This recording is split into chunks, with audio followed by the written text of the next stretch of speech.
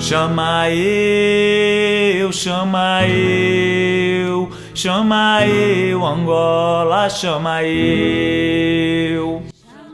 Hello guys, welcome to episode 11 of Medabrim Capoeira. Don't be afraid of the English, I know, but I think it's worth it. We had a wonderful conversation with Mestre Ferradura. Mestre Ferradura lives in Rio de Janeiro in Brazil. He is a great capoeira player and also exceptional teacher. His methodology of teaching has influenced people all over the world. Today, he works mostly with social projects.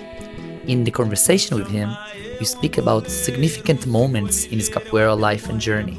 And except of sharing his capoeira experiences, we talked about capoeira philosophy, about the thin line in between being effective in capoeira and still playing, about what is your mindset when you play capoeira, how to be theatrical in the game, how to be a ninja and a clown at the same time, and how not to get burned out as a teacher.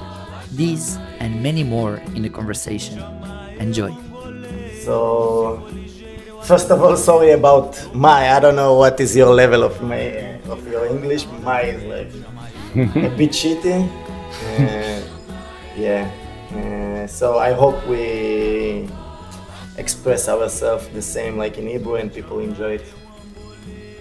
At least in the same level that we're doing it in Hebrew. But I think it's a good opportunity to maybe our friend from abroad to listen. You come here already for 20 years, 25 years, every year more or less that you come. It's really... Even more. Yeah. Wow. First time was 31 years ago. Wow. Crazy. So we have a ceremony that every guest that comes here to the podcast presents himself, tell the meaning of his name, who gave it to him, some kind of a story. Okay. So my name is Omri, even though very few people call me like this. Only your mother? Only my mother and my sister and my brother, like my close family in Brazil. Nobody else can pronounce it. So there is no R after M in Portuguese. It doesn't exist, the phoneme. Thus, people, since I was very small, would call me Ombri, like ombro, with an I. And then eventually, when I returned to Israel, like I was born here in 76, went out in 82, and returned only in 95. So... As a grown man? As a grown man, yeah. Yes. As a 19 years old man. And at this time, I just realized that people here also didn't call me Omri. They call me Omri. I was like, oh, I don't have a name. In every different place, people pronounce it differently. So part of the story is already told. My mother is Brazilian, my father was Israeli, and my mom came to a kibbutz for a kibbutz experience, and she would go by bus, Egged bus, to visit an aunt of hers in Baram, kibbutz Baram, and she lived in Brochayel. And then the bus driver from Egged was my father. And they got together, they hooked up, got married. She had 3 kids, 73 war, and like all the difficulties in Israel. And eventually they split up. She took us back to Brazil. And I was 6 years old, but we grew up in Portuguese. So in the course of a few months, we couldn't speak Hebrew anymore. It's a very peculiar process that happens with kids, that they overlap the languages very, very quickly. And then at some point one gets forgotten, the small children. It ceases to activate memories, and Portuguese took over. So eventually, when I came back, I came to meet my father, basically. After all this year, you didn't met him? No. Wow. No, we were not in touch. only like he would send a postcard and like on my birthday, let's say. And then I started capoeira at age 15, and immediately I knew that capoeira was going to be my path, and I dropped out of school at that moment. Wow. And can you tell us like this situation that you understand that capoeira it's something happened, or you just had like a general realization? I had an epiphany. It was like a mind-blowing moment, and I knew that would be my life. I knew it from like the first moment. And I remember feeling like, okay, now I found my place. I know this is my place. And then like by dropping out school, I also sort of gave up on having a different life. And no plan B. No plan B. It was just like crazily training capoeira. And then eventually when I came here, even though I had been a capoeirista for only 4 years, it was like 4 full dedicated years. And in '95, capoeira in Israel was still very new in a way, and very what we called like European capoeira, like mostly like hippies and like people who were like more shanty, as we call it. Yeah. And Daniel was one of them. He was very much an outsider in this sense. He wasn't a capoeira freak at all. So it was all about capoeira as a lifestyle, as a connection, as music. He was. I don't think you guys met him, right? Daniel Sela? Daniel Sapo. But for a few when I was little. No, I met him lots of times. But like you met him like fully in full capacities. When I started capoeira almost 25 years ago, and after I think 1 year he already came to give workshop, and I used to give lots of show when I was. I used to give lots of show, and Daniel worked with education ministerial that giving show in schools. Okay. So he was still good, mentally good. Not 100% like backward when looking at it, but back then I didn't know. Right. For the people who don't know, Daniel suffered from dementia, and he died a few years ago. And he was a very thoughtful person. We had like long conversations. Every time we met, it was very intellectual, and he was running this group, and Idan was part of the group. I met Daniel through Idan. Idan went to my 19th birthday in Brazil. He arrived with another girl from Farsaba. Her name was Adi. And then they came to my birthday in my house. And a few months later, I came here and contacted them. Then took me to Daniel's class, and then we did a show together, and we're hanging out and so on. I gave a class, and then I returned in the same year in the summer. So that was in the winter, in your winter. And then I returned again in your summer with my sister, Dana. And Idan was already teaching more, had more like students at this time. Also, like I gave a workshop there. And then 2 years later, I came back in '97, and it was already like unrecognizable. The amount of people that were training, the level. It was like the kind of revelation in Israel. Yeah. Like between 97 and 99, something like this, or before even? From Well, I came in 95 two times, and then I came in 97, and it was already like super, super big. And not only that, like super high level. There were like all these kids. There was for example, Carcará, Tamar, like jumping around. And in Brazil, you wouldn't see a woman jumping around. It was like so rare. And I saw her jumping around, and then Noah jumping around, like backflips and stuff. I was like, wow! Like a whole different level in only 2 years. And from then on, yeah, it's the rest is history.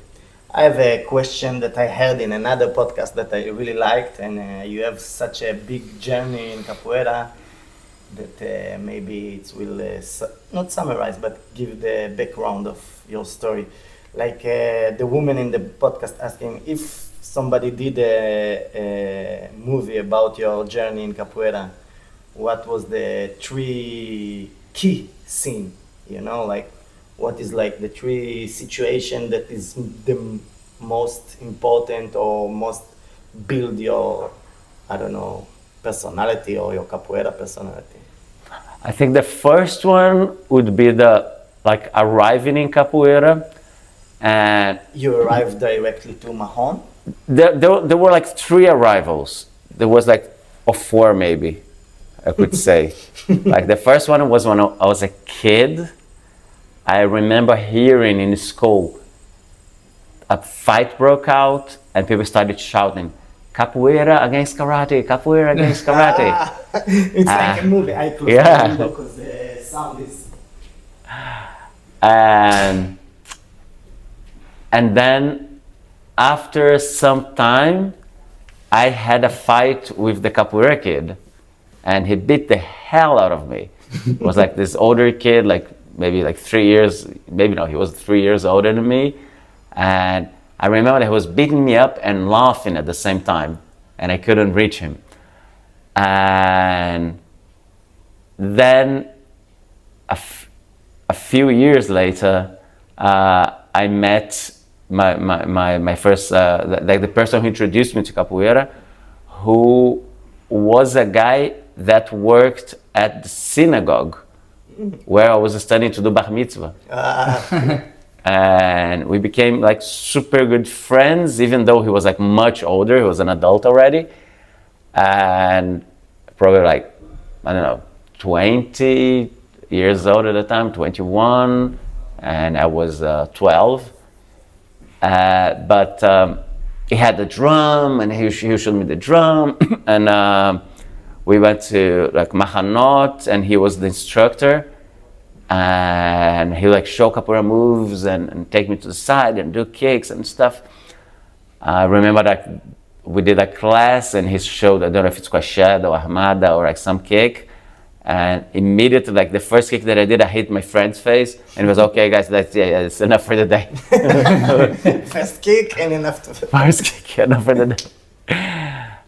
And after that, he was always talking about, oh, you need to go to capoeira, and all that. But at this time, it's not like you saw capoeira in Brazil, and there is no capoeira in Yellow Pages, and there is no internet. Yellow Pages? Yes. Yeah, you had it here? The Beza. Okay. Yeah. And so he sent me to this place with my brother where Mestre Camisa used to teach. And I remember like seeing the class. I remember the movement that was trained in that class. No, I was, I don't know, maybe 13 at the time or something. Before actually you really got into capoeira. Yeah, that's before. But I remember like seeing the guys, like someone gave a martelo, the other one would hold it, and they would like turn their hips and go out with an au to get out of the movement. And I'm a kid, and I remember the class itself, the whole setting of the class, the movement, the technique. And then after that, this guy sent me and my brother to Peixinhos Academy. Senzala. It's like the big headquarters of Senzala. It wasn't big, it was big as this. It was the main place where Senzala developed their best players. And Marrom was a contramestre of Peixinho at this time, and he was starting a class in the morning. So at this time, it's my 8th grade, and I studied in the afternoon. So I would go in the morning, train, come back, go to school, where I was like failing terribly, and it led me to dropping out. And then I would go back to Senzala to train with Peixinho at night, and many times would train also with Ramos at night. There was like classes from the morning to night. And that was on Mondays, Wednesdays, and Fridays, and on Tuesdays and Thursdays, Mestre Beto would teach in another neighborhood. I would go train with him. It was very nice, like in Senzala, you could train with everybody. Wow, cool. It was like, it wasn't said, but you wouldn't even ask. Yeah. Mm-hmm. It was tacitly accepted that everybody could train with everybody. It was more about the group than the teacher. Like today, it's more like I have my own studio, my students, and back then it was like you are part of Senzala, so you can train with. Sort of, yeah. You were part of your teacher, and which also gave this kind of like competition thing when people went to each other's classes, but everybody trained with everybody, and it was like super cool. And thinking about it, it wasn't even a matter of asking. You just arrived there, and but nobody told you, oh, you can go train.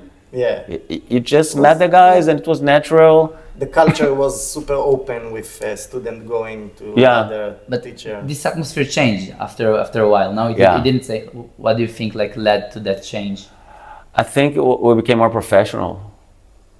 Because like one thing that I really enjoyed when I got to Capoeira and really hooked me was it was very loose in a sense. There was like in Senzala, people trained with like all kind of clothes. So like there were people training with shorts, there were people training barefoot, people training with shoes, with shirt, without shirt, normal trousers, abada trousers, cords, no cords.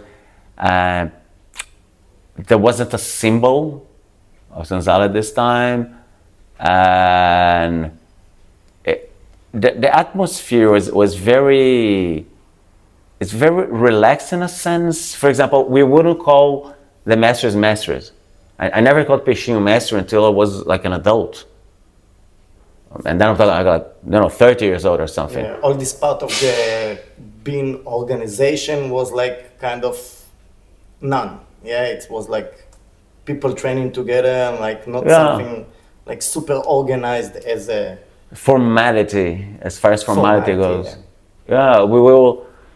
So I would call Peixinho, Tony Vargas. Tony was Tony, Peixinho was Peixinho, Ramos was Ramos. That was normal. And nowadays I wouldn't do it. Like out of respect. Out of the social norm. Like when I meet Ramos, I call, yo, mestre, tudo bem, mestre? Like, but at that time, we didn't do it. Ramos didn't call Peixinho mestre, and neither would I. He would call Suassuna mestre. Because like it was older. It's about more age than degree. Age and distance. Like the guy's older, he's like from somewhere else. And I think it was something about Rio as well, because when I started going to São Paulo, I saw that they had this treatment. They called each other senhor, so they used the pronoun senhor. We didn't use it at all in Rio. It was very informal. Maybe let's move to the second scene.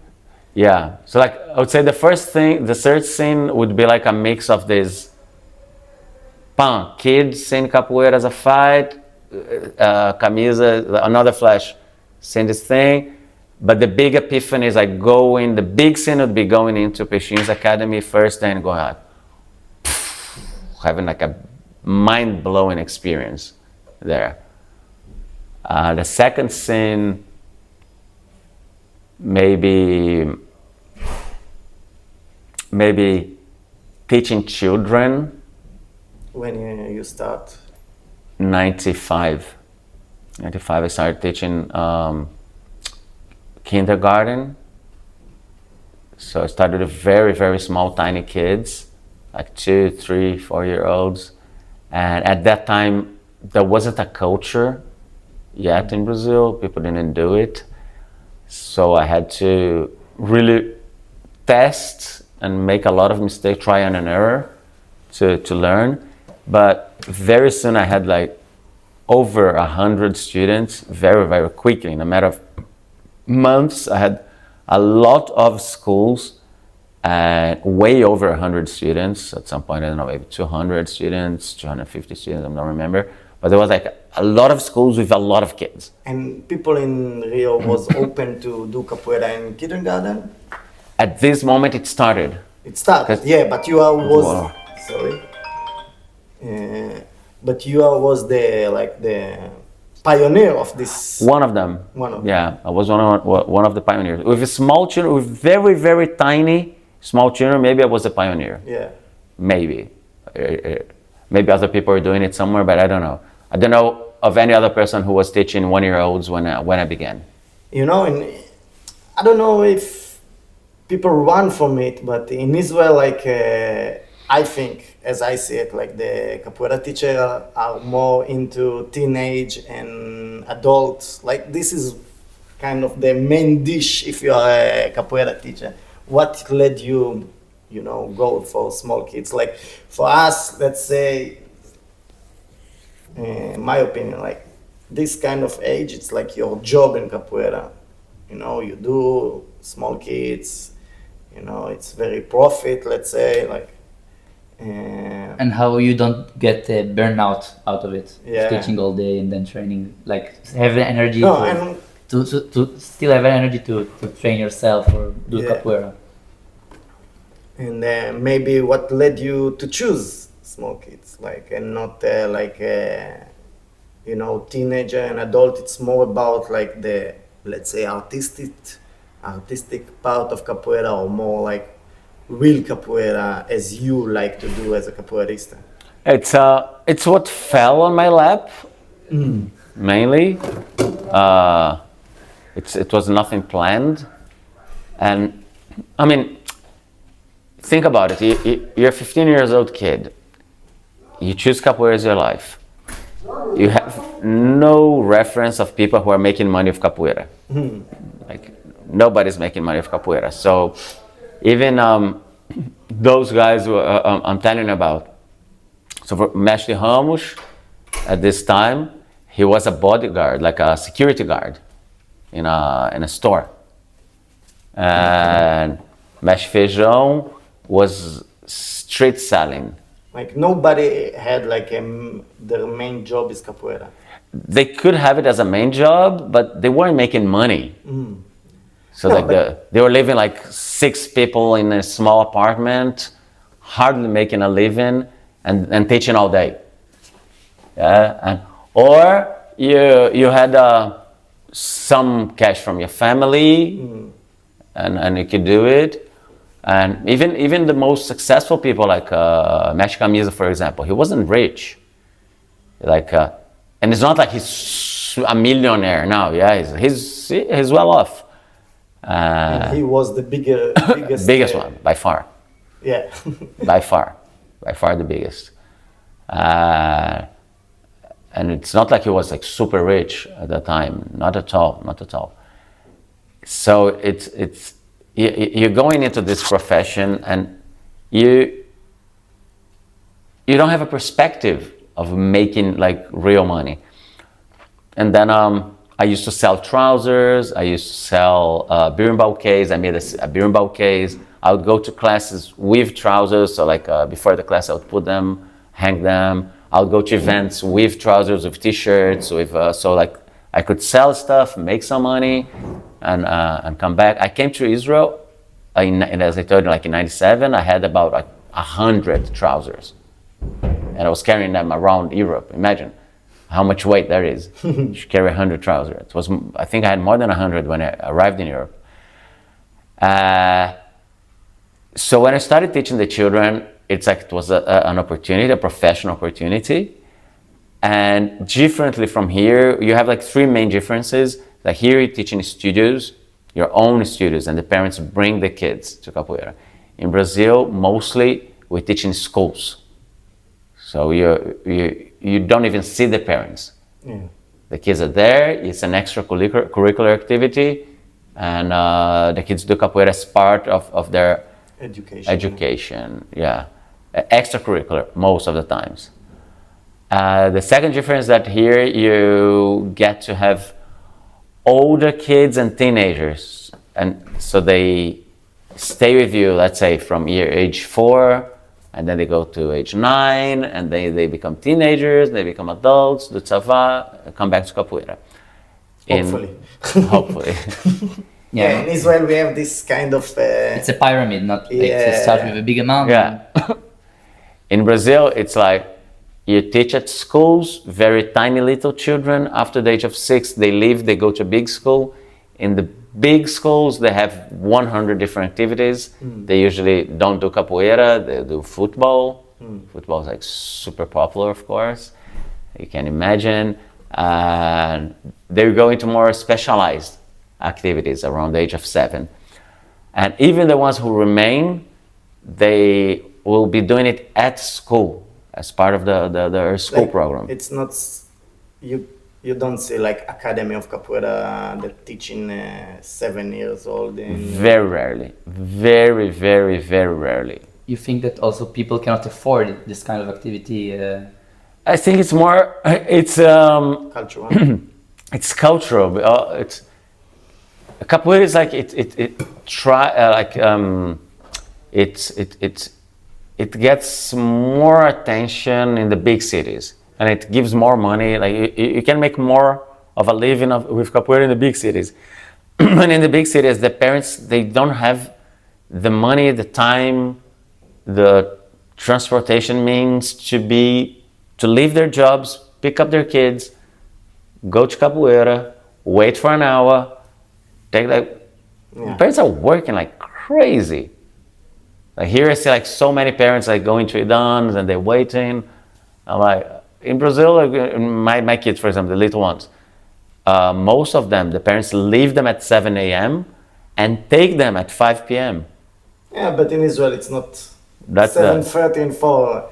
Yeah, the people that you see going to a dance class in the morning, or what you tell, like... No, the afternoon class. The afternoon. Yeah. It's... You have 20 kids there. Yeah. And the parents took them. Mm-hmm. So you won't see it. It's very, very... You've got to be really rich in Brazil in order to do that. To have like you yourself picking up your kid, taking it somewhere. So you've got to be like super, super rich. Like the parents will be working like crazy from 7 a.m. to 5 p.m. and then they go pick up their kids at 6:30. The schools go from 7 to 7. Mm-hmm. Ah, wow, from 7 to 7. Yeah. And what was significant for you by starting teaching kids? Like change your view? Well, first of all, it gave me money. And that was like super important for me, especially because I could finally see that I could live off capoeira, that I wouldn't have to go to university or do something like, because at the same time I had decided to do capoeira, I didn't know, there was no plan B, but it's like with how less, my idea was always, okay, with how less can I live? Mm-hmm. with just so much absence can I live? I can live with, I don't need a car, I can go out with a bike, just like a cycling bike. I don't need many clothes, just my capoeira clothes. Okay, I just need some food, I need somewhere to stay. To make the dream come true. Yeah. Like being a capoeirista and live out of capoeira, yeah. But in the long term, like, okay, how is it going to play out in the long term? with like no school, no university. And then when I started teaching at schools and more schools started to call me, and I started going to other places and building it up, and like very soon at the age of 20, I had like a small empire with children. I was making a lot of money, especially for a 20 years old kid, and being super acknowledged by the community, the psychologists, the directors, the headmasters, the teachers, the parents, everybody, and that gave me a huge confidence boost. That's why it's the second picture, the second scene is me teaching and finding out like, wow, if I'm being so acknowledged by so many people, I must be good, and I must be doing something good, and that overlaps with the spirit in capoeira when I was like 19, 20 years old, and flying around and like becoming a good capoeirista, and people are going to rodas and people going like, wow, and playing the best guys in the rodas and feeling powerful. You know, like when you're a teenager, you're at least in my case, my self-esteem wasn't very high. It wasn't like I thought I was amazing in anything. And this like 30 years ago, 96, if you had 20 years old. Yeah. And the third scene, like something that was super effect of your life. That's more to do with capoeira itself. There was a moment when I was around,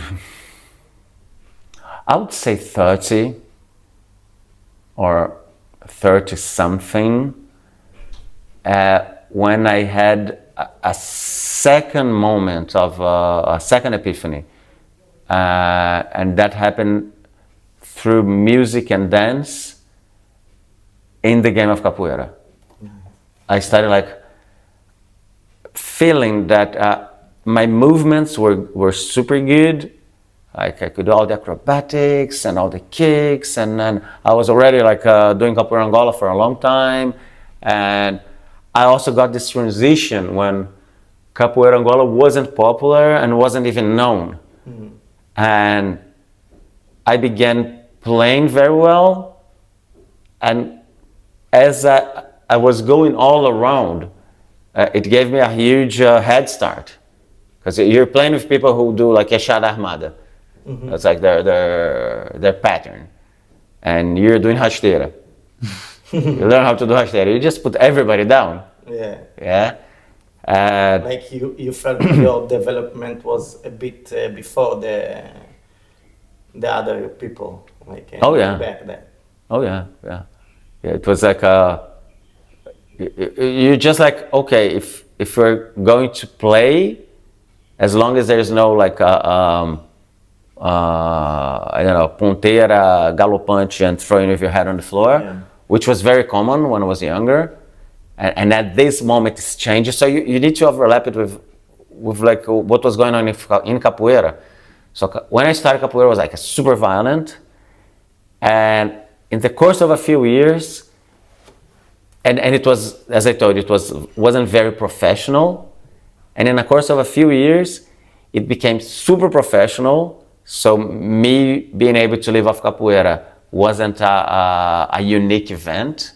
There was like many people that were like, okay, the big group started to have a lot of people, and then they started like making their symbols and getting more organized, and more money was flowing, and they have Eddie Gordo and Only the Strong, and people are traveling abroad, and foreigners are coming, and models start to do capoeira, and capoeira starts being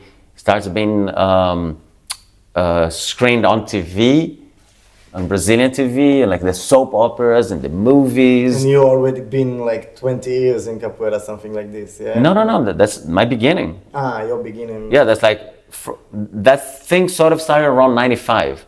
Capoeira became like a super trend and around 95. No, like the golden era was like 95 to 2000. It's something like in Israel. Yeah, a bit similar, a bit before. A bit before, yeah, of course. So it became a bit before in Brazil, and then it started going crazy in Europe and in Israel and other places, in America. The big group started to happen. And I was there, imagine, at this moment, when capoeira gets, it has it goes to the next level, it was a moment when my capoeira was becoming super mature. So I'm already training for around 5 years, very dedicated, very young, so best body for capoeira, and going all around. So it was coincidentally, I was surfing the wave without knowing it.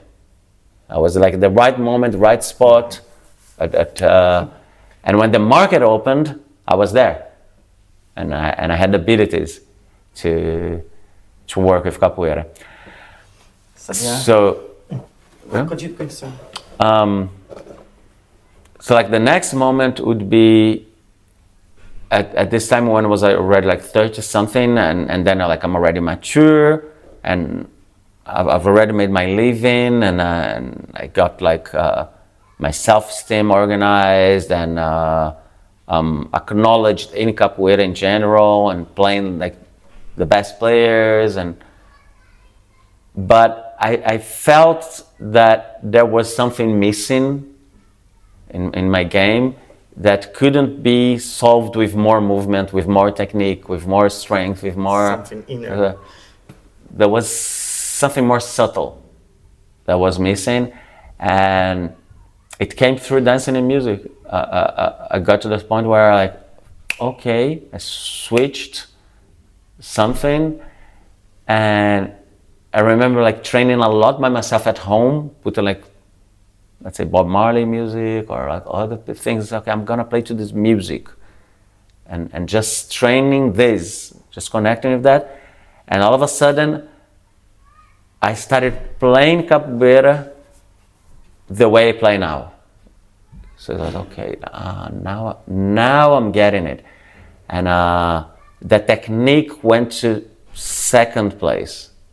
It's not about technique anymore. It's about. So what is in the first place? This more holistic connection. It's hard to pinpoint, but it's like I remember very well that what happened at this moment. For a few weeks or months, I would see people playing with me in slow motion. I started seeing people playing in slow motion, and that was the most regarding to capoeira game. That was the most magical time of my life. Wow, and I could catch them without effort, and play around and joke and clowning and dancing with no worries, because I knew, okay, the guy's gonna do this movement, and he's gonna do da. Okay, this is coming. You were inside the matrix. Yeah. And somebody gave you I don't know, muse for to move differently and think differently, or something that came from inside you? Muse? Inspiration. Came from inside me. It came from a need. It came from a need to. You felt something is felt, and you need to feel. I knew something was missing. Nice. I knew something was missing there. I remember very well, for example, one time that there was this roda in this place, the Mestre Ferradura was there. And I went to play this Capoeira Angola guy who was absolutely amazing, an amazing player. And it wasn't a Capoeira Angola roda, but he was there, and I was there, and he said, you know what? He said, let's go there and make a hell of a game. Let's make a hell of a game. I'm like, okay. And I think we were the only two Capoeira Angola people. And we got there, and we did a hell of a game, and everybody cheered and so on. And afterwards, Suassuna came to me and said, you're playing very well, but you don't ginga. There is no ginga. And I was sort of pissed off. I was like, what do you mean I don't ginga? I don't ginga. But afterwards I realized I was pissed off because I knew deep inside that he was right. The ginga was just a moment, like even an uncomfortable moment. And they Just fill in the gap. Yeah. yeah, just fill in the gap. And the more a flowing thing was where it was comfortable. Like whoop, whoop, whoop, whoop, whoop, whoop, whoop, whoop. So at this moment when I got this this matrix thing, which lasted for some time, it would be the third scene. And like many years later, I heard people talking about similar experiences in different sports. Surfing and skiing, and then people started talking about the zone. The flow state. Yeah. Yeah. And Do you want to ask something? and then you capoeira became really efficient. You say it's like came out of a need, like you were a little boy or skinnier than other bigger people. And today, how do you see like in what are the rules of keeping capoeira yet playful and effective? Like if you think only in effective way, you don't jig anymore, you don't do cartwheel. Like where the line passes? Yeah. Okay. Before going into that, I'm just gonna answer the first question. It was about like not getting burned out by teaching, by teaching a lot. You really need to know when to stop, when to reduce. I think there is like a moment and an age for everything. And I was at the age where teaching a lot was very exciting for me because I was experimenting a lot. I was building my methodology. I was learning how to teach those kids. I was writing a lot. So for me, I was so much into the research, and at the same time, there was so much money flowing that I wouldn't stop. Just like more schools and more children and training a lot, like going straight to capoeira. But it got to a point where I remember that I felt I'm not enjoying this anymore. And at that moment, I had a sort of a crisis because I said, like, maybe I'm not enjoying capoeira anymore, or maybe I'm not enjoying teaching anymore. Like, what am I going to do with my life and so on? And I went to Europe for a trip, and during the trip, I started missing my classes and my children. So I'm like, actually, I do like it. It is what I want to do, but I know now what it is. Like, I don't want to teach so much. I don't want to be so committed to this. And then I quit some places, some schools. I went back to Brazil, quit some places, and focused just in the main ones, the ones that really, really matter to me. So I think that's the key to not getting burnt out. Is like knowing your limits, like how focus far on your they go. energy. Also, like sometimes you need to understand what is the stuff that burn you out and focus your energy. Because sometimes you're teaching like 5 places and just one is taking like 90% of your energy. And if you reduce this one, then like teaching capoeira is coming back to living the dream. The joy returns. Yeah, and I also felt it, and I approach it a bit different, like I try to, because I already understand that in my life I want to teach capoeira till it will be possible. And if you want to live out of capoeira, you have to teach some of amount of classes. And for me, it was like more than like, okay, the problem is not teaching too much. It's like inside me suffering of teaching. So if maybe I can change myself or my perspective, I will back to enjoy teaching a lot. And actually it took for me like 1 and 2 months to understand that, like, okay, I choose this dream and I want to live the dream. And sometimes it will be difficult, but if you have a good proportionality, so you understand, even teaching lots of capoeira is teaching 6 hours per day. It's like, compared to other job, it's like living the dream still, and you affect other people's life, and you have meaning in your life. So. I'm reading a book now, and it's saying really nice that we tend to speak about our dreams or like our goals, but we don't think about the suffer we have in the way, like the path towards the thing. And then it's not only choosing a dream, it's also choosing your challenge, choosing what you suffer from, and be whole with it, that this is your goal, this is like the way towards it. Yeah, and you need to think about the alternative too. What's the alternatives? Yeah. What am I gonna like? I'm gonna to an office. I will die in an office. I can't have a job. I never had a job, like a proper 7 to 5 job. I can't go into that. Every day, I'll die. I know that I wouldn't be able to do it. So I would be maybe picking up cans in the street instead, Yeah. selling hot dogs. Then teaching capoeira is such easy activity. I need to work for myself. Burn you out, like cleaning the street to compare. Yeah, it's something that we also sometimes in our life you do something long time, you just how you say like burnout. No, muvan me'elav, like it's like Become obvious. Become obvious, and maybe your trip in Europe, like you understand it's not like obvious. It's something special that you have in life. Not everybody had this opportunity. Yeah.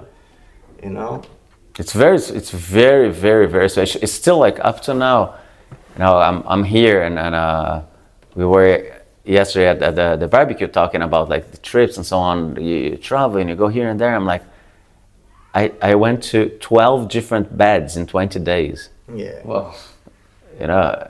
I'm going to 3 continents, and it is super tiring.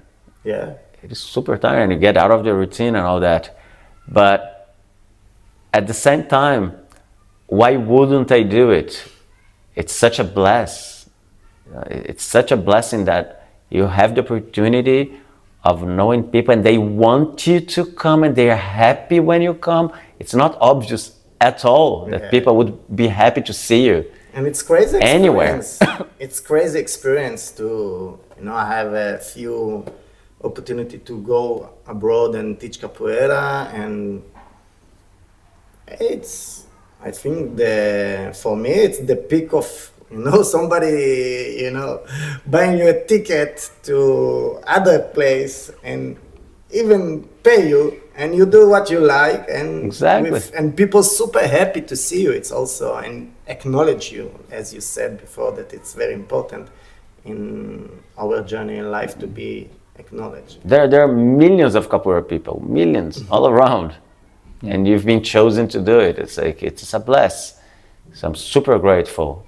That's like one of the reasons why it's also hard to drop some, let's say some opportunities, some, you're going like, okay, as you said, there's one place that is like draining my energy, but I'm grateful that I have this place, and it might turn, the tide might turn, and maybe the kids will be nice, and maybe like I have 5 students there, but it could go to 20 and very easily. It's the one place that will build you as a better teacher. Maybe. Even if it's like super difficult and taking all of your energy. So it's hard sometimes to be like, okay, should I really leave it? And then finally when you decide, okay, I'm leaving it, it's a cut. Yeah. It's a decision, and that's over, that's past in my life. Now I'm going to another chapter. I'm focusing on this thing. And the thing I tell teachers, like because I do a lot of instructor's course, I teach both. I have both my instructor course online and in person. For teachers, like, make sure you want to get married with your mistress. Make sure you want it. Before you go into it, make sure that you really, really want that, like, that your mistress is going to be your wife. Yeah. Before you get married with capoeira, you need to be very read the sure. contract. You have to read the contract. Yeah, exactly. read the contract. Because I've seen it many, many times. People go crazily into it, and after some time, they not only don't have love for teaching anymore, but they don't have love for capoeira anymore.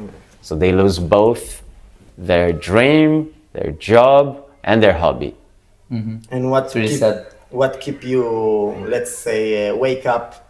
Like what drive you in capoeira these days? Something that like, in capoeira you have waves, as you said.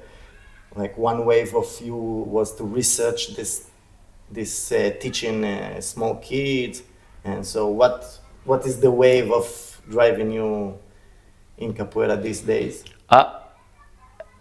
I've always loved teaching.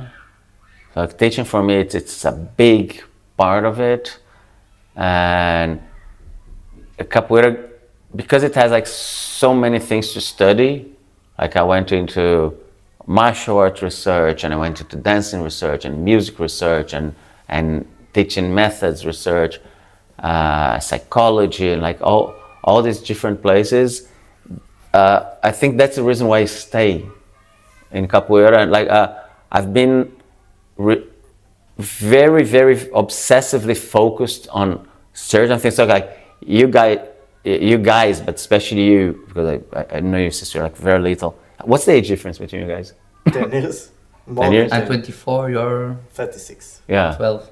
It's like you've done workshops with me of various things over the years.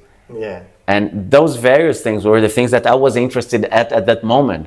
Yeah, So when I was going crazy about music, it would be music.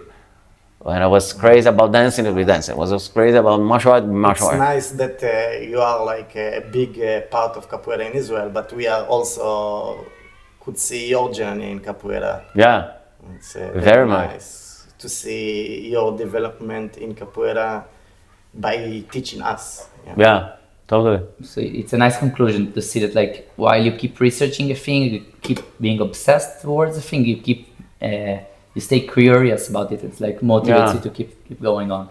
And nowadays it's social work. Social. Like I'm crazy about social work. I'm crazy about the possibilities of social work and uplifting people's lives through capoeira.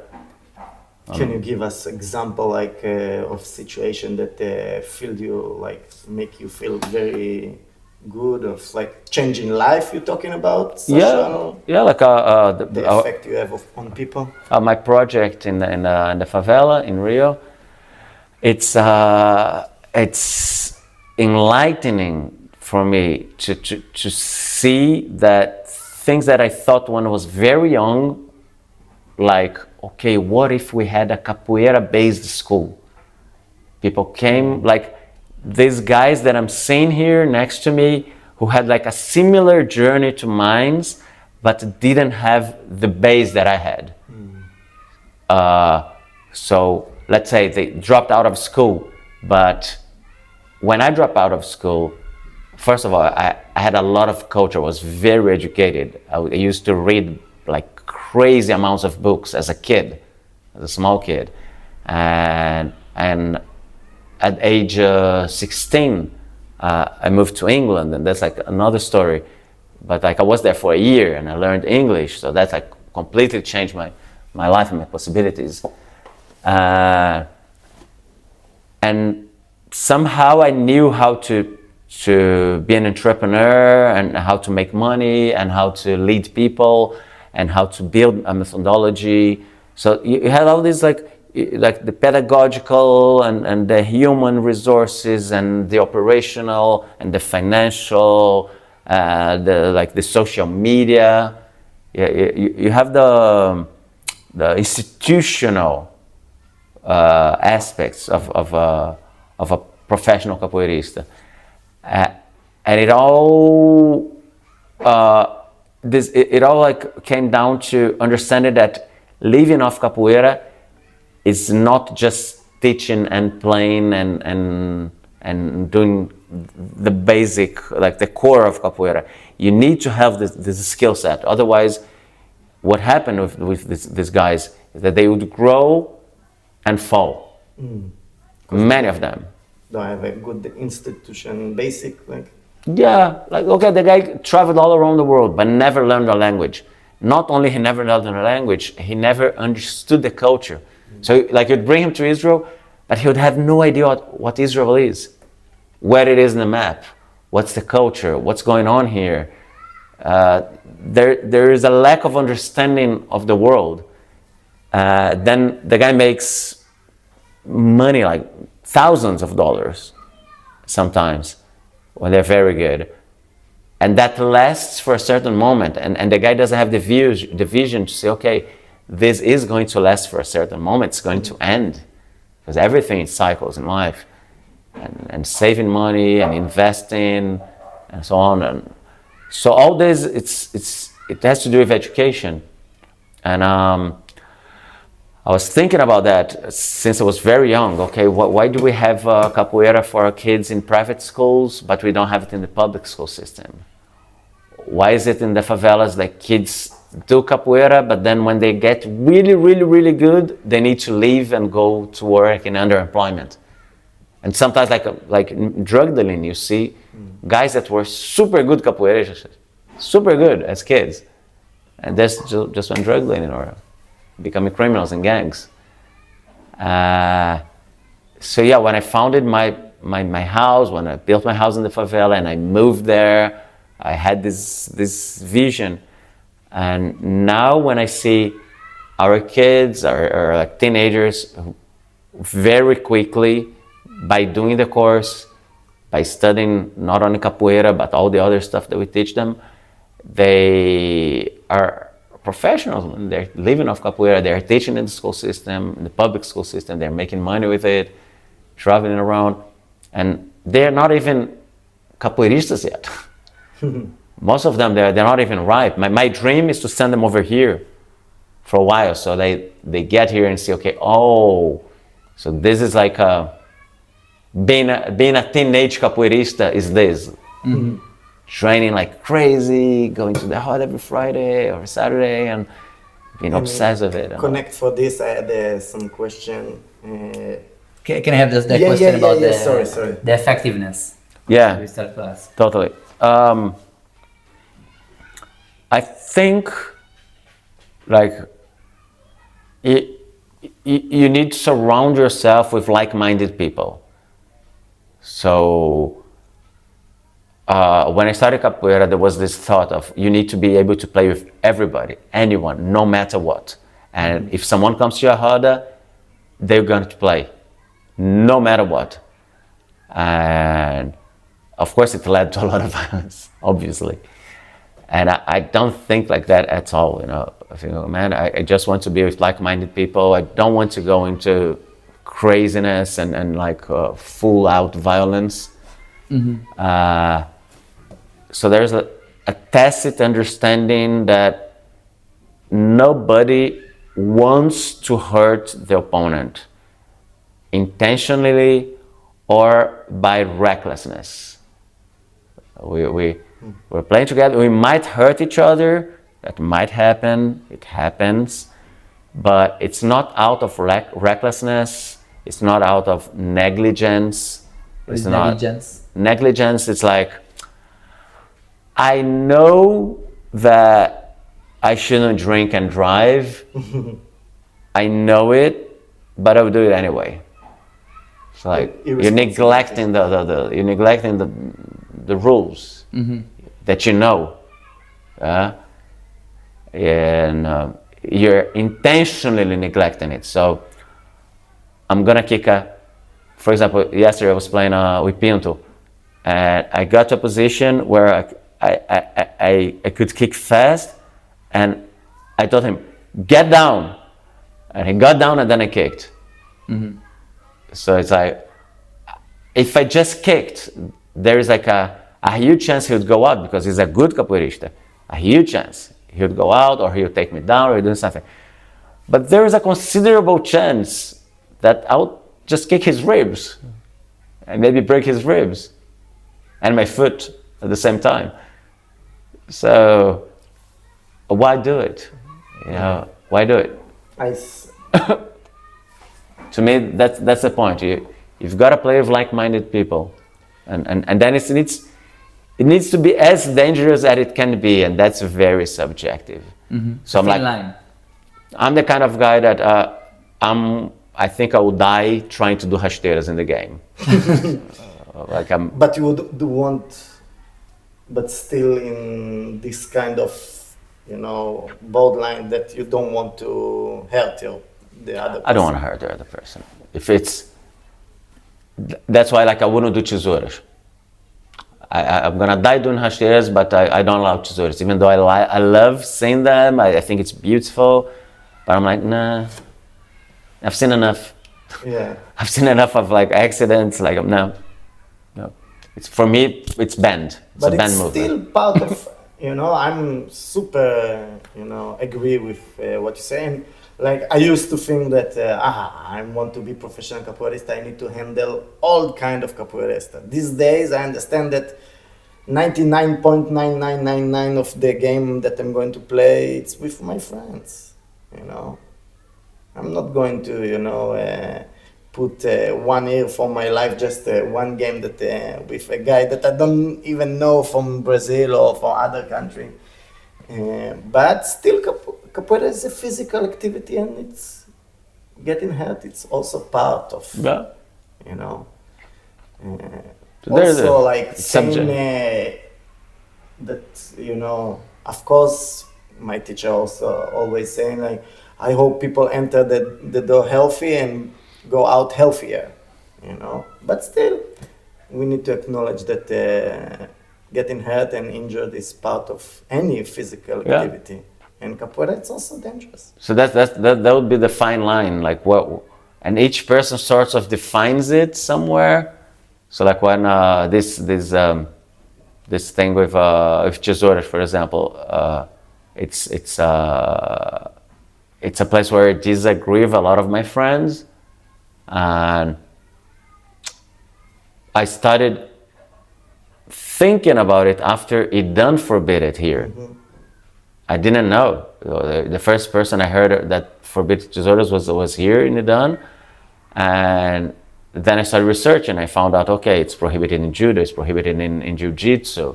So it's banned in so many sports where they know that they are gonna take the other one down. And there are mattresses, and they fall hundreds of times during training. So it's okay, maybe there is a point, let's research more. And then I started finding out how many people got hurt with it outside of capoeira. And then I'm saying with capoeira, with friends and people that I know, I'm yeah, maybe that's it should be in the same realm of eye poking and but something that is super special in capoeira, that the regras, the laws, it's not nobody wrote them. Wow. So in some environment, let's see Sabia playing with Senora, that it's super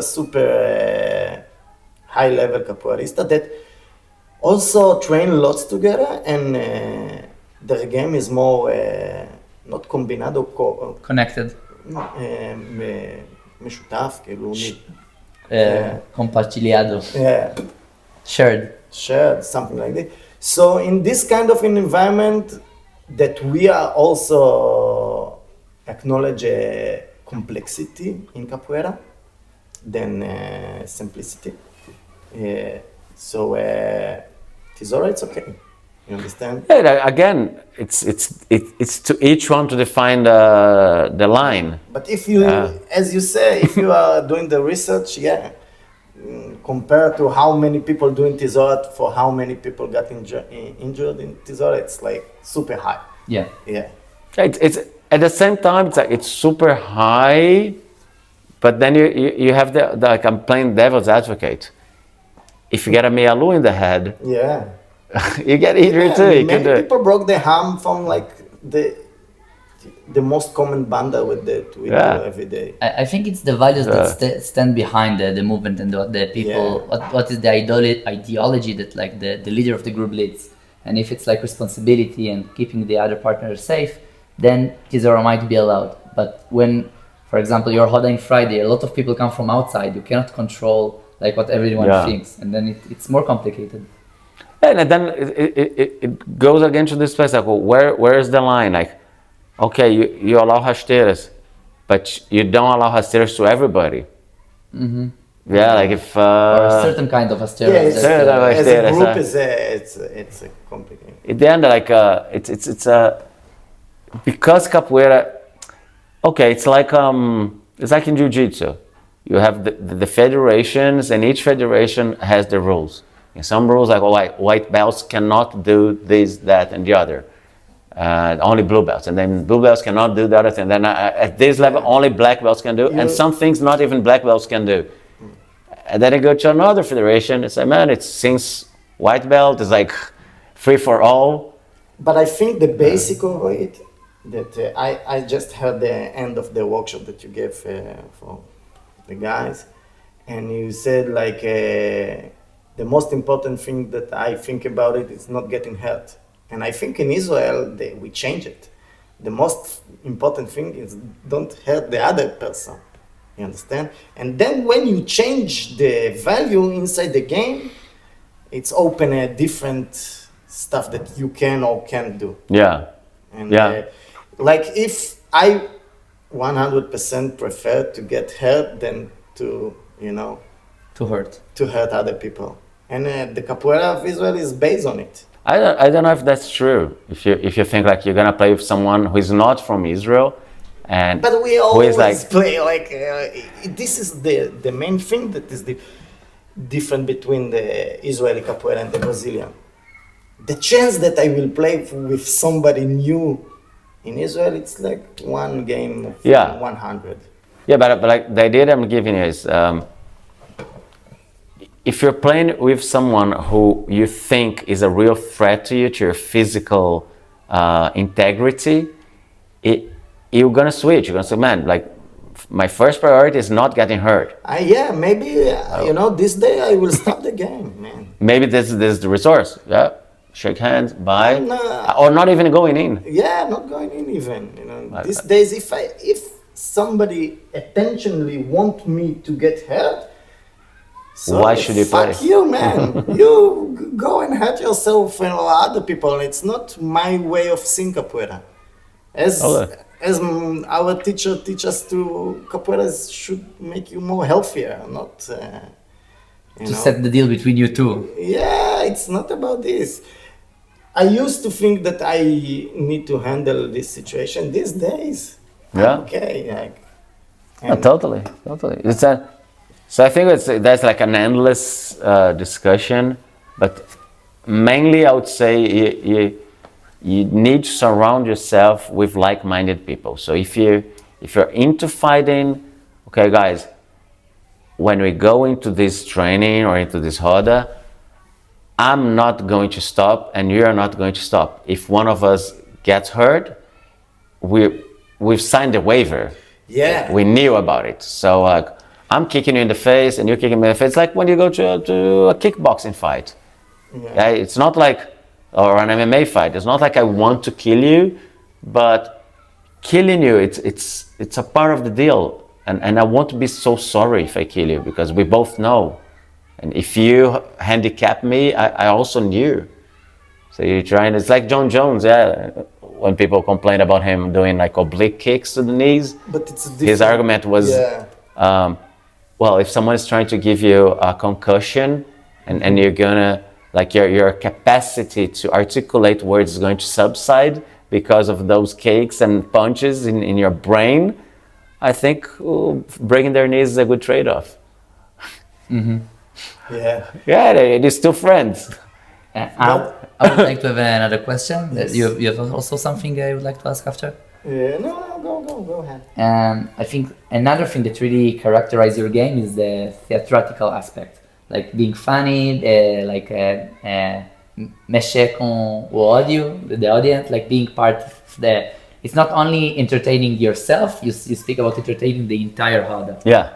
What led you? What do you think? What do you see? Like, how do you see it? When to put it? When to implement that? When it doesn't fit, maybe it might be disrespectful. It's like it's clowning. At some point someone wrote on Facebook. And like random person wrote, wow, this guy, it's the ninja clown. And I totally took it for myself. I said, wow, that's me, the ninja clown. That's not just me, but that's how I want to be. I want to be able to entertain myself, to have fun. I want the audience to have fun, like the whole ritual to have a good moment, and hopefully my opponent to have fun. Even if I want to like dominate the game or win the game, I also want him to have fun. I would rather have him losing and laughing with me than being angry. Yeah. And that's only, like as far as I'm concerned, that only works if you can hurt people, if you're dangerous enough to hurt people. So like in order of priority, first you need to be dangerous and then you can be playful. Yeah, but I don't know if dangerous, we don't, like, you should have ability. The capacity to take down, the capacity to kick. Yeah, that's what I'm calling being dangerous. Yeah, if you have the capacity of kicking someone in the face and breaking their nose, and you have the timing of doing it, and the capacity of taking them down and maybe breaking their hands or hips because you're taking them down super strongly, you're dangerous. You're a dangerous person. But I think you are dangerous if you want to do, like, ability, you know? You drive in your car every day, yeah? You can kill everybody with your car, but you are not dangerous every day. It's your attention the stuff that you want to achieve that make you dangerous, not your ability. If you're carrying a gun, you are not dangerous. Okay? If you want, you know, in Israel, everybody carrying a gun. Yeah. And you don't walk on the street and you see a gun and you're becoming afraid.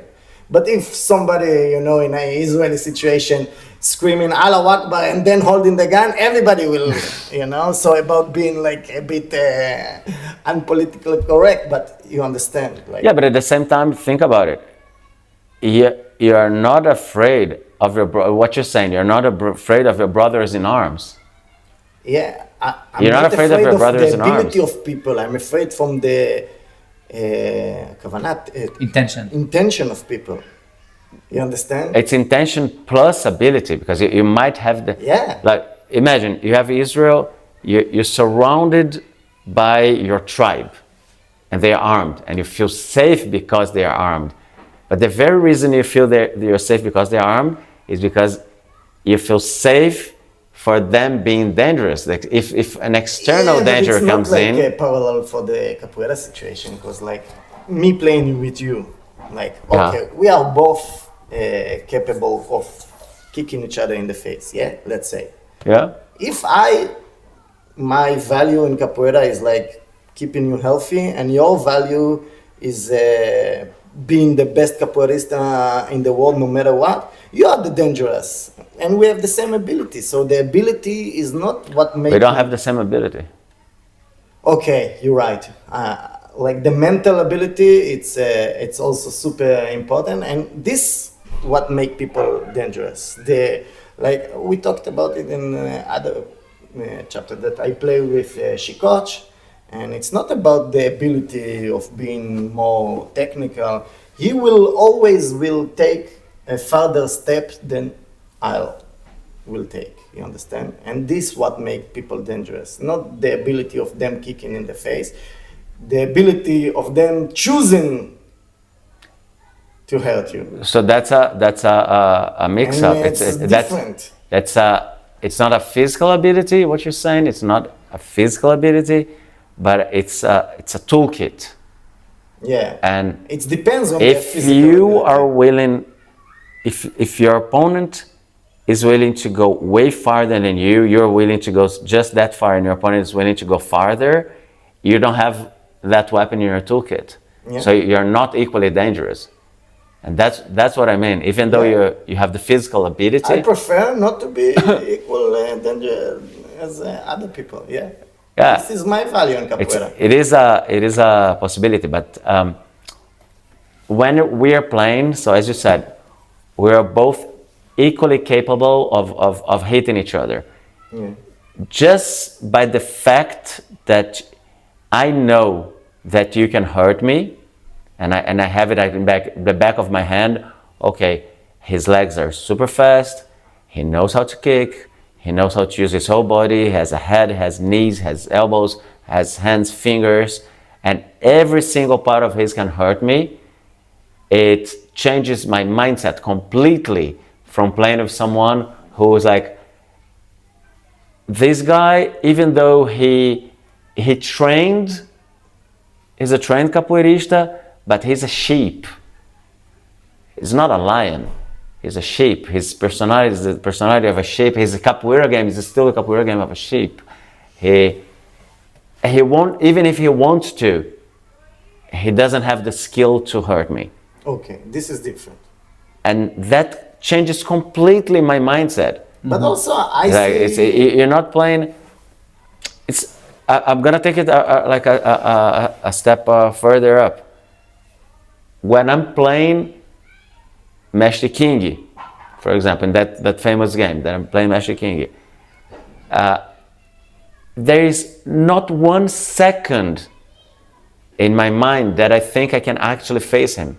Even though like I'm winning the game and I'm winning the points of the game, I have so much respect for his size, power, and strength and capoeira abilities that I'm acknowledging, I'm giving it to him. Like, I'm going to play with you and to challenge you and to win over you for just as long as you allow me to play, and you drop your... You're playing in our playground and not... Yeah. No. Who is stronger? Huh? You don't allow him to enter to the game. Who is stronger? Who is Yeah. faster? But And at the same time, there's this thing of he is extremely sensitive to disrespect. Because, you know, big guys, they get... everybody wants to disrespect the big guy. yeah. And they are very like, okay, you want to disrespect, I kill you. That's their persona is built over that. So I need to be extremely careful of knowing that I don't stand a chance against him. There's like 0 chance I can fight that man.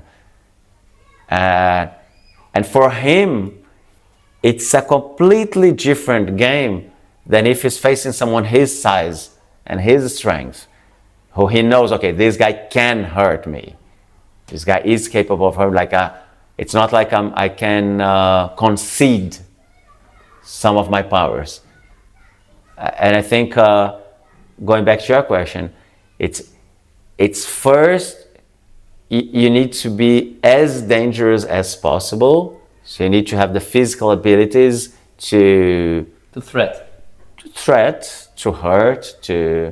You need to have it in yourself, and then humor comes, and then the pantomimes work, and then the dance gets in this thin line. And you actually can solve some physical problem in capoeira game by doing kind of theatrical, Yeah. like going out of a takedown and winning by falling. Putting the hands on his eyes. Yeah, something funny, or being performer as you. Like that in that game with King, it's like it's very knitted what happens. There's a point where he loses his patience and he does like a spinning kick, and it's so strong and the guy is so fast that it's like, if he hits me, I'm breaking a bone. Yeah. There's no question. And I get out of it, and as I'm getting out of it, instead of looking at him, I look at someone in the audience and I start telling them off. Don't do that, you're gonna hurt people. It's super dangerous what you're doing, blah, blah, blah. And then everybody starts laughing. Yeah. And he starts laughing. And he does a chamada, and when in the middle of the chamada, you can't hear it in the video, but he tells me, it's like, you are such a bitch. Você é uma puta. So I break him with theater. Mm-hmm. And that's it's you gotta have this balance. If people you see a lot in Capoeira Angola. Sometimes people have like a lot of theatrical movements and like pantomimes, but there's no danger in it. Like the guy comes with like, and he thinks he's kicking a martelo, and you're like, no. This martelo is like, no, I'm not acknowledging this. Yeah, the game will, miss something if you take out totally the danger side danger aspect. it's איך אומרים עוקץ. The sting. You cannot lose the sting of the game. Yeah, and it's becoming a bit different and not for sure boring, but something special in capoeira that you have this kind of, you are dancing with somebody, but you are still in kind of challenging each other. Like even your most craziest games with Sonora, like there's a sting inside it. You cannot lose, although it's really what you talk about. It's meshutaf. It's like a shared game. You work together. But we also, we are signing the contract when we shaking our hand. We are super okay and to understand, and it's happened in the history of a game that we take each other to the hospital after the game. I'm not advising everybody to be in this kind of mindset, but me and Sonora chose kind of line in capoeira that we are having fun, and we still managing to do it safely, more 99% of the time. Huh? I have you see these guys playing crazily fight capoeira too. It's fun, man. Yeah, if they like it and it's okay for them, it's okay. But I like watching they kill themselves. Yeah, but each you other. will not enter this kind of order. No way. No way. Yeah. Not a chance. Okay, so Not a chance. But I never will say something it's not capoeira. I know It's their capoeira. It's not above mine. me. Like I'm not kind of. I don't like it when people summarize capoeira and say this capoeira. No, it's above me and above my knowledge. But in the same times, I will choose my capoeira. And people should, as you said, find people like you that have the same value in capoeira, and they should do it. Last question? Yeah. Can you tell us something that you learned from capoeira in Israel, and something that, in your opinion, we choose to more focus or develop in capoeira? Something we can improve. Well, I learned quite a lot of stuff here over the years. I think Dan is an absolute genius. I think he had such a smart, wise view of capoeira when he wasn't even a capoeirista yet. He wasn't like a well-rounded capoeirista when he had vision where capoeira could lead him and what capoeira could become. I think it's a very unique master in the world. And something that you can put your finger on it? Yeah, I had this roda that I came in 97. I went there and at that moment they were doing like the miudinho, sort of. That was like the Ispiumirim part of yeah. And I went to the roda and I was like, okay, these guys, when they go to Brazil, people are gonna kick them so hard. They need to get smarter. And I started throwing everyone down. And at some point, it then interrupted the roda. Like I took one down, another one down. The only one that I couldn't take down was Cueca. And at some point, he interrupted the roda, and they done told me off. And I was like super pissed off by him, like exposing me and talking to the people. And I just left. I left the roda. And he then came after me, which was very honorable of him too. I had already crossed the street, I was going away. And he came and said, don't go, please don't go, I'm asking you to stay. And I'm saying this because I love you, you're wrong. Like this, what you're doing there is not right. These people are like kids. You shouldn't do it. And I was like, I'm staying because you're asking me to stay. And I think it's very respectful of you to do it. But one day you're gonna admit that you're wrong. Because your students are gonna go to Brazil, they're gonna get beaten up by everybody. And I'm just giving them love in the form of takedowns. I'm preparing them for something that's going to come. And we ended that there. We go back, blah, blah, blah, blah. Years later, I realized that he was right. It took me like a few years until I realized, like, yeah, that's stupid. It's not, like 90% of the people, they're not going to go to Brazil.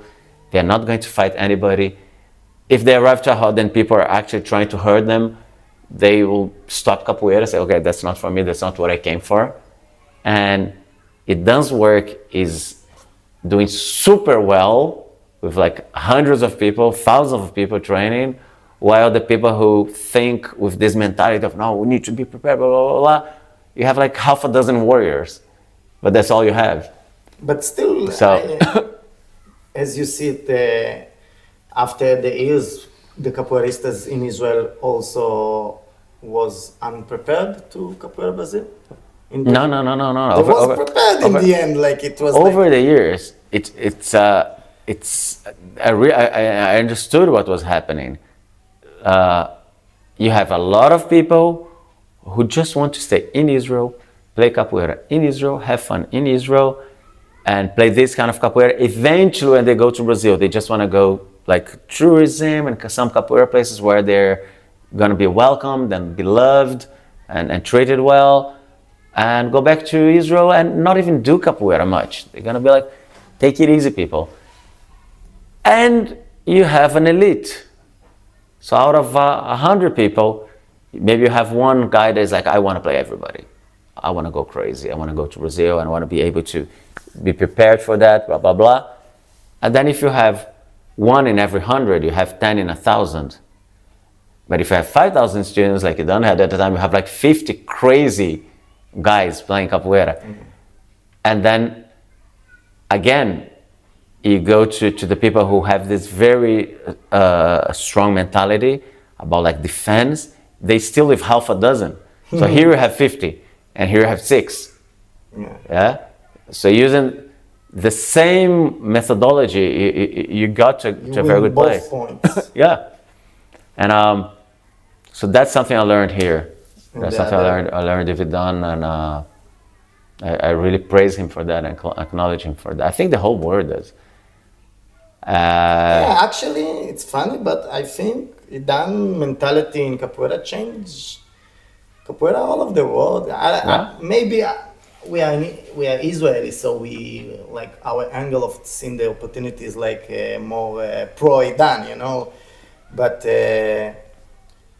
even when I started travel to Brazil, till now it's changed, you know, like. We didn't ask about Movimento Novo, but we wanted to talk. That's next year conversation. Yeah. But Movimento Novo, what you and Itapua said, it's like 100% Dan mentality. Like if you hurt somebody, you are the one that in charge, responsible. Like before this, like it's different. And from the other side, what you think that we should more focus about? Well.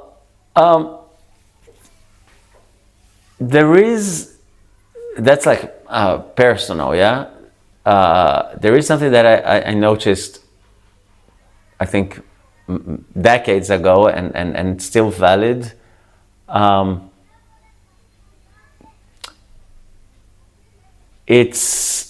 Sometimes it seems to me that a bit of less would be more. Some games, there's, in my perspective, there's a side of it that less movement would be more. There's like too much noise. Yeah. It's like, Indian food. All over the place. Yeah. You have like coriander, pepper, curry, all kind of spices mixed together and like super rich and super nice. And but still, sometimes it's you just want something simpler, just meat with salt from the Dead Sea, maybe. Yeah. Just that, like meat with that Dead Sea salt, cooked, and you go like, wow, this is like also amazing. It's like it's so simple, and it's amazing, like a banana. Like, wow, it's so amazing. Achieve more with less. Huh? Achieve more with less. Yeah. I don't see this kind of game here in Israel. I don't see it now. I didn't see it 10 years ago. I didn't see it 20 years ago. It's something that I don't see. I don't see maybe it's what we would call malandragem. Some of these people who that I see in Brazil like so many times, people who don't do much, but create a lot. But still their game is like super interesting. Super interesting. And it has to do a lot of this being dangerous. Yeah, and character. Having your mentality in the game. So the kind of anti-game drills that we did, like I've seen guys doing nothing, man, and still the game is interesting just because they do their nothing in the right moment. There is Mestre Claudio Nascimento. I think about when you know him. Yeah. The little guy. There's like he's tickles you, and everything you do is like doing something counter it, and it's a super interesting game like this way. Do you have like several guys in Brazil that play in a way that's like more malandragem than anything else, and the game is still interesting, and you get people who do very little as well, like jogo de dentro. He does very little and is interesting still. Yeah. It's a very interesting game. You see him playing. It's a good point. It's not just because he's big. It's also because of that. The guy's super big, has a figure. But his capoeira is very basic in a sense. Like rabo de arraia, bananeira de cabeça, auzinho, but still lua, ginga. Create complexity. And the game is interesting. You see him playing is interesting. It's not boring to watch him play. So that's something I would say that I would be maybe surprised to see in Israel, to see people playing more with less. So thank you very much for coming for our podcast, and I think even more than this, thank you for what you have done for the capoeira here in Israel. You know, I'm doing capoeira for 25 years. Like from the first year, I think I met you in Cuecas Academy, and the first day that I land in Brazil, you are welcoming us and open for lots of capoeirista in Israel, the door in Brazil and Rio especially. So again, we are super grateful for what you have done for our community in capoeira and capoeira all over the place also. I want to add as well that it's not obvious that to be inspired by you all over this year. I know I can say about myself and many more other people who have been inspired by you. But not only as a capoeira player, but as a person, but the values you speak and see in life, and they wish to us do it for many more years that way. So thank you for coming here. It was an exciting opportunity for us. Yes. Thank you for all the people listening, all the people who will listen, and you're most welcome. Come to Rio, come play capoeira in Rio, stay with us. Yes. Let's have fun. Chamada.